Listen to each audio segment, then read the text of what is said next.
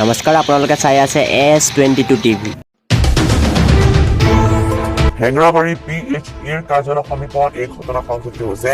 নিশা প্ৰায় 10 মান বজাত সংঘটিত হোৱা ডকাইতি কাণ্ড। হেঙৰাবাৰী নৱনগৰত ঘৰ যোগেশ্বৰ বৰ্মনৰ নিজৰ ঘৰ উদ্ধাৰ কৰি থকা অৱস্থাতে সংঘটিত হ'ল এই ঘটনাটি। ঘটনাখনৰ ভুক্তভোগীৰ দিছপুৰ থানাত এজাহাৰ দাখিল।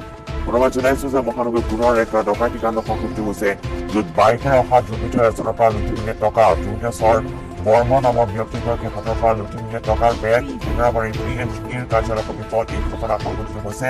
নিশা 10 মান বজাত সংঘটিত হ'ল এই ডকাইতি কাণ্ড।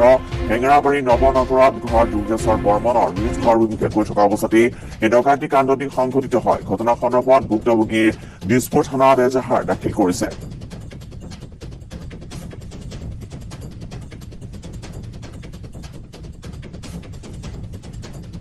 পুনৰ ডকাইতি কাণ্ড গুৱাহাটী মহানগৰীত সংঘটিত হৈছে। বিগত বহুদিন ধৰি এনেধৰণৰ ডকাইতি কাণ্ড সংঘটিত হৈ আহিছে। এইবাৰ পুনৰ এগৰাকী ব্যক্তিৰ পৰা যোগেশ্বৰ বৰ্মন নামৰ এগৰাকী ব্যক্তিৰ পৰা লুটি নিলে টকাৰ